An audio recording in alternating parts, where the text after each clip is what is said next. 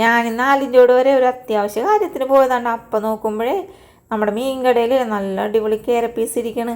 എപ്പോഴും നല്ലത് തന്നെയാണ് കിട്ടണം. പക്ഷേ ഈ സൈഡിലായിട്ട് ഒരു കറുത്ത ഭാഗം ഉണ്ടാവും. അത് മിക്ക ആൾക്കാരും കഴിക്കൂല. എന്നാൽ പിന്നെ അവിടെ വരെ പോയതല്ലേ നല്ല പീസൊക്കെ മേടിക്കാമെന്നോർത്ത് മേടിച്ചിട്ടുണ്ട് കേട്ടോ.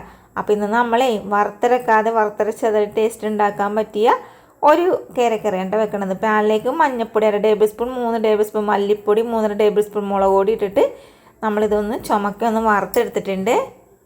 ഇനി നമ്മുടെ ഒന്ന് ചൂടാറട്ടെ. അതിൻ്റെ ഇടയിൽ നമുക്ക് ഇഞ്ചി വെളുത്തുള്ളിയും കൂടി ഒന്ന് അരിഞ്ഞെടുക്കാം.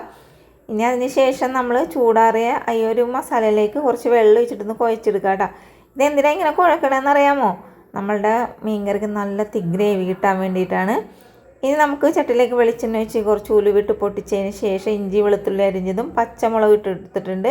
എന്നിട്ട് ഇതൊന്ന് വഴറ്റിയെടുക്കുക. അതവിടെ കിടന്ന് വഴണ്ടോളം. അതിൻ്റെ ഇടയിൽ നമുക്ക് 2 സവാള കണ്ടമുണ്ടൊക്കെ അരിഞ്ഞിട്ടതും 3 കുഞ്ഞു തക്കാളിയുടെ 3 അല്ല 4 കുഞ്ഞു തക്കാളി കഴുകി വൃത്തിയാക്കിയിട്ടാണ് ഇട്ടേക്കണത്. ഇനി ആൾക്കാർ പറയും അതേ കൊട്ടേന്ന് അങ്ങനെ തന്നെ എടുത്തിട്ടുണ്ടെന്ന് പറയും. അപ്പോൾ അതേ നന്നായിട്ട് കഴുകി വൃത്തിയാക്കിയിട്ടാണ്. അതും കൂടി അരച്ചെടുത്തിട്ട് ആ പേസ്റ്റ് നമ്മളുടെ ഈ ഒരു ചട്ടിയിലേക്ക് ഇട്ട് കൊടുത്തിട്ടുണ്ട്. പിന്നെ കുറച്ച് കറിവേപ്പില അതൊന്ന് വഴറ്റിയതിന് ശേഷം നമ്മൾ നേരത്തെ മിക്സാക്കി വെച്ചേക്കണം മസാലയും കൂടി ഇട്ടിട്ട് നന്നായിട്ടൊന്ന് മുരിപ്പിച്ചെടുക്കണം. കുറച്ച് സമയം ഞാൻ ലോ ഫ്ലെയിമിൽ ഇട്ടിട്ടാ. ഈ എണ്ണ ഇങ്ങനെ ഒന്ന് തെളിഞ്ഞ് കിട്ടാൻ വേണ്ടിയിട്ടാണ് ലോ ഫ്ലെയിമിൽ ഇട്ടത്.